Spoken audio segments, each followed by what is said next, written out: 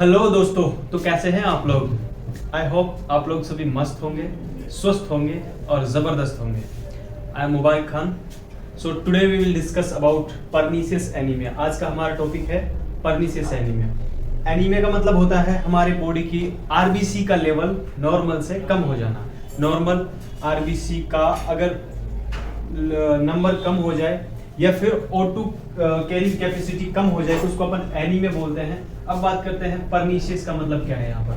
तो pernicious anaemia का मतलब होता है कि विटामिन B12 की डेफिशिएंसी की वजह से या फिर इंट्रिंसिक फैक्टर के कम होने की वजह से अगर कोई एनीमिया होता है तो उस एनीमिया को अपन बोलते हैं परनीशियस एनीमिया। इस कंडीशन में क्या होगा कि जो हमारी आरबीसी होती है, आरबीसी को नॉर्मल फॉर्मेशन होने के लिए कुछ फैक्टर की जरूरत होती है, जैसे कि विटामिन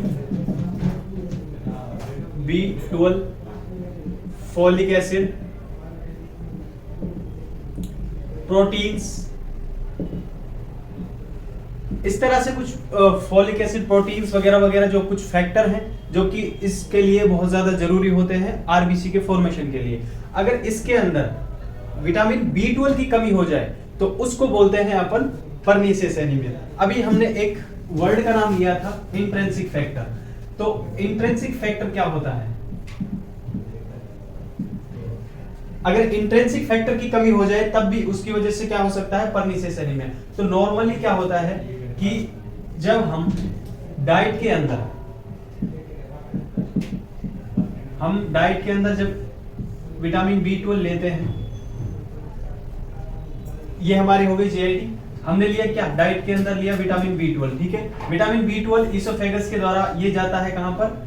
स्टमक के अंदर। स्टमक के अंदर जाने के बाद में यहां से जो इसकी लेयर के अंदर पैराइटल सेल होती है, पैराइटल सेल, स्टमक की पैराइटल सेल जो होती है वो कुछ फैक्टर निकालती है जिसको बोलते हैं अपन इंट्रिंसिक फैक्टर। Intrinsic factor. जब इंट्रिंसिक फैक्टर कौन निकालती है? विटामिन ये पैराइटल सेल। पैराइटल सेल कहां पे होती है? स्टमक की लेयर के अंदर। स्टमक की लेयर के अंदर से जब पैराइटल सेल निकालेगी इंट्रिंसिक फैक्टर, तो ये इंट्रिंसिक फैक्टर क्या करता है? ये विटामिन B12 के साथ में बाइंड होने के बाद में ये जाता है आगे कहां जाएगा? स्मॉल इंटेस्टाइन में। स्मॉल इंटेस्टाइन में 3 पार्ट होते हैं। एक होता है ड्यूडिनम, दूसरा होता है जेजुनम एंड थर्ड होता है इलियम। तो ड्यूडिनम जेजुनम को छोड़कर जब ये लास्ट वाला पार्ट, इलियम वाला पार्ट, जो कि लार्ज इंटेस्टाइन से जुड़ता है, स्मॉल इंटेस्टाइन का जो पार्ट होता है लार्ज इंटेस्टाइन से जुड़ता है, ये लास्ट वाला पार्ट इलियम कहलाता है। और इस इलियम के लास्ट वाले पार्ट के अंदर इस विटामिन B12 का एब्जॉर्प्शन होता है। इस वाले पार्ट के अंदर विटामिन B12 का एब्जॉर्प्शन होता है। तो अगर इंट्रिंसिक फैक्टर नहीं होगा, इंट्रिंसिक फैक्टर नहीं होने की वजह से क्या होगा?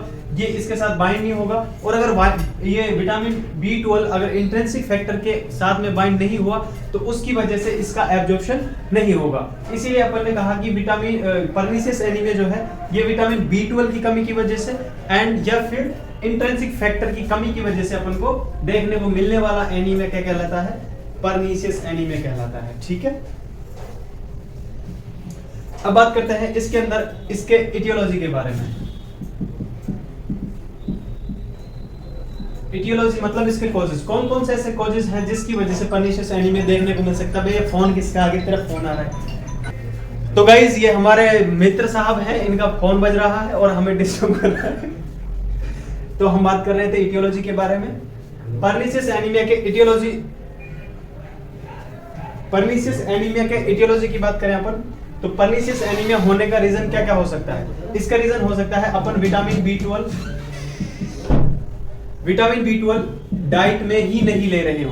पहला कारण क्या हो सकता है कि हम डाइट में ही विटामिन B12 नहीं ले रहे हो। दूसरा कारण क्या हो सकता है? दूसरा कारण हो सकता है इंट्रिंसिक फैक्टर की कमी हो। इंट्रिंसिक फैक्टर कम हो। अब इंट्रिंसिक फैक्टर कम कैसे हो सकते हैं? इसके बहुत सारे रीजन हो सकते हैं।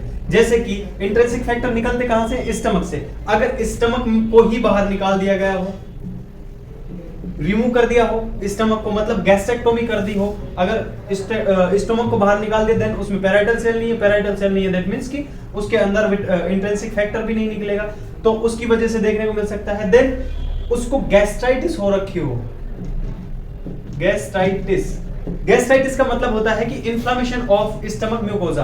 अब अगर स्टमक की म्यूकोजा का इन्फ्लामेशन हो गया देन उसकी वजह से क्या होगा, पैराइटल सेल डैमेज हो गई। अगर पैराइटल सेल डैमेज हो गई तो फिर से वही कारण कि इंट्रिंसिक फैक्टर नहीं आएगा, और अगर इंट्रिंसिक फैक्टर नहीं आया देन क्या होगा, ये विटामिन B12 के साथ में बाइंड नहीं होगा, और विटामिन B12 के साथ में अगर बाइंड नहीं होगा तो उसकी वजह से अपन को क्या देखने को मिल सकता है, परनीसियस एनीमिया देखने को मिल सकता है।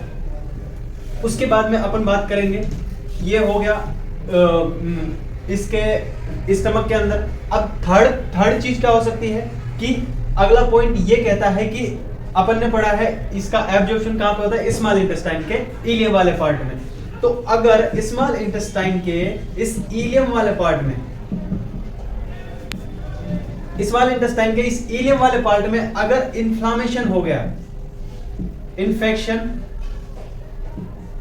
या इन्फ्लामेशन इलियम वाले पार्ट में हो गया, तो क्या इसमें एब्जॉर्ब हो पाएगा? अगर इस इंटेस्टाइन ही ठीक नहीं है तो इसमें भी एब्जॉर्प्शन नहीं होगा। इस स्मॉल इंटेस्टाइन के इलियम वाले पार्ट की एक बीमारी होती है जिसको बोलते हैं अपन क्रोहन्स डिजीज। क्रोहन्स डिजीज जिसमें स्पेशली कौन अफेक्ट होती है, इलियम वाला पार्ट अफेक्ट होता है। तो अगर किसी पेशेंट को क्रोहन्स डिजीज की कंडीशन है उसमें भी विटामिन B12 का एब्जॉर्प्शन नहीं होगा, उस इंसान के अंदर भी देखने को मिल सकता है अपन को परनीसियस एनीमिया। आई होप कि आपको इटियोलॉजी इसका बहुत अच्छे से समझ में आ गया होगा। अब बात करते हैं अपन इसके सिम्टम की। CM चीफ मिनिस्टर नहीं है इसका मतलब है क्लिनिकल मैनिफेस्टेशन। देखो एनीमिया की कंडीशन में अपन को देखने को मिल सकता है यहां पर वीकनेस, ठीक है। दूसरा अपन को देखने को मिल सकता है यहां पर फैटिग, ठीक है। तीसरा अपन को देखने को मिल सकता है पेल कलर ऑफ स्किन का पेल कलर देखने को मिल सकता है। दूसरा नेल बेड का पेल कलर देखने को मिल सकता है। नेल बेड मतलब जो अपनी ये नेल है जिसके ऊपर नेल बैठा है, जिसके ऊपर नेल है, उंगली के ऊपर जहां पर नेल सिचुएटेड है उस वाले पार्ट को, उंगली के उस वाले पार्ट को अपन नेल बेड कहते हैं। और इसमें अपन को जो नेल का कलर होगा वो पेल येलो इस टाइप का दिखाई देगा, क्योंकि इसके अंदर प्रॉपर तरीके से ऑक्सीजन नहीं है, और जिस तरह से ये पिंक कलर का होना चाहिए उस तरह का यहाँ पर नेल बेड नहीं दिखाई देता है, ठीक है। उसके बाद में यहाँ पर अपन को O2 की कमी देखने को मिल सकती है, ठीक है। हाइपोक्सिया देखने को मिल सकता है, और भी यहाँ पर एनीमिया के बहुत सारे सिम्टम होते हैं जो अपन को यहाँ पर देखने को मिल सकता है। यहाँ पर रेस्टलेसनेस देखने को मिल सकती है, और यहाँ पर टैकीकार्डिया देखने को मिल सकता है, क्योंकि यहाँ पर कंपनसेशन के लिए बॉडी हमारी जो है रेस्पिरेशन को बढ़ा देगी, एंड टैकीकार्डिया मतलब हार्ट रेट को भी बढ़ा देगी। तो ये सिम्टम देखने को मिल सकते हैं। ये तो हो गए एनीमिया वाले सिम्टम। अब बात करते हैं इस बीमारी के अंदर विटामिन B12 की कमी है, तो यहाँ पर कुछ ऐसे सिम्टम भी आएंगे जो विटामिन B12 कम होने की वजह से आएंगे। तो देखो विटामिन B12 जो है ये स्पेशली कम जो हमारे न्यूरोलॉजी है, ये हमारे नर्वस सिस्टम में हेल्प करती है, मतलब ये नर्व ट्रांसमिशन में भी हेल्प करती है विटामिन B12, ठीक है। तो ये नर्वस सिस्टम से कुछ रिलेटेड है। तो अगर इसकी कमी हो गई तो ये इसकी कमी की वजह से नर्व डैमेज देखने को मिल सकती है अपन को। अगर नर्व डैमेज हो गई तो प्रॉपर तरीके से नर्व सप्लाई नहीं होगी, कंडक्शन नहीं होगा इंफॉर्मेशन का, एंड यहाँ पर नर्व डैमेज होने की वजह से प्रॉपर इंफॉर्मेशन नहीं पहुंचेगी। इसकी वजह से अपन को इरिटेबिलिटी देखने को मिल सकती है, इरिटेबिलिटी अपन को देखने को मिल सकती है। देन अगर इरिटेबिलिटी है और यहाँ पर नर्व डैमेज हो गई, तो अगर इसका नर्वस सिस्टम पे अपन बात करें तो ब्रेन के अंदर अपना पूरा नर्वस सिस्टम पड़ा है, तो नर्वस सिस्टम की वजह से यहाँ पर कंफ्यूजन देखने को मिल सकता है। यहाँ पर कंफ्यूजन के साथ साथ अपन को लॉस ऑफ कॉन्शियसनेस देखने को मिल सकता है। मतलब ब्रेन से रिलेटेड अपन को अपने इस खोपड़े से रिलेटेड बहुत सारे साइन सिम्टम देखने को मिल सकते हैं, जो कि इस विटामिन B12 की कमी की वजह से अपन को स्पेशली इस कंडीशन के अंदर देखने को मिलेंगे। अब बात करते हैं अपन इसके डायग्नोस्टिक इवैल्यूएशन के बारे में। इसका डायग्नोसिस अपन कैसे करेंगे, कैसे पता लगाएंगे अगर परनीशियस एनीमिया हो गया है किसी को? तो इसके लिए एक स्पेशल डायग्नोसिस होता है जिसको अपन बोलते हैं स्लिंग टेस्ट। स्लिंग टेस्ट, ठीक है। मैं इस कंडीशन को बता रहा हूं आपको पहले। इसके अंदर डायग्नोसिस अपन करते हैं स्लिंग टेस्ट एंड देन इसका मैनेजमेंट पढ़ेंगे अपन। मैनेजमेंट पढ़ने के बाद में मैं आपको जो ये आई बटन दिख रहा है आपको कोने में, एक लिंक आ रहा होगा, वहां पर इसकी डिटेल मैंने दी हुई है पूरी। अब वहां से स्लिंग टेस्ट को पूरा पढ़ सकते हैं, क्योंकि ये पूरा थोड़ा सा बड़ा है, तो अगर इसको इसमें डिस्कस करेंगे तो लेंथी होगा वीडियो। सो उससे बेटर है कि आप यहाँ पर इस वीडियो के अंदर सिर्फ जाने कि ये इसका डायग्नोसिस अपन कैसे करते हैं, स्लिंग टेस्ट से करते हैं। इसके अंदर इसका एब्जॉर्प्शन कैसे होता है और ये कहाँ की बीमारी है उसके बारे में अपन पढ़ते हैं कि स्लिंग टेस्ट से पता लगाते हैं कि एग्जैक्ट कॉज क्या है इसका, ठीक है। उसके बाद में अपन बात करते हैं इसका मैनेजमेंट। अपन ने क्या पढ़ा, डेफिनेशन पढ़ी, अपन ने इटियोलॉजी पढ़ी, देन साइन सिम्टम पढ़े।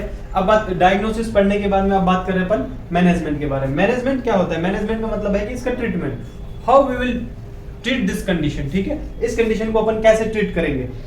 तो देखो भैया, आपने पढ़ा कि डाइट के अंदर कम लेने की वजह से हो सकती है ये बीमारी, तो भैया डाइट को बढ़ा दीजिए आप, डाइट को बढ़ा दीजिए। कहने का मतलब है कि डाइट में विटामिन B12 को बढ़ा दीजिए, ठीक है। डाइट में बढ़ाओ, कोई प्रॉब्लम नहीं है। दूसरा अपन ने पढ़ा इंट्रिंसिक फैक्टर की कमी की वजह से हो सकता है। अब इंट्रिंसिक फैक्टर के अपन ने अलग अलग कारण पढ़े थे, तो आप इंट्रिंसिक फैक्टर के होने वाले कारण, जैसे कि अपन ने पढ़ा था कि गैस्ट्राइटिस, अपन ने पढ़ा था एक कॉज था गैस्ट्राइटिस, तो अपन इसको ट्रीट करेंगे।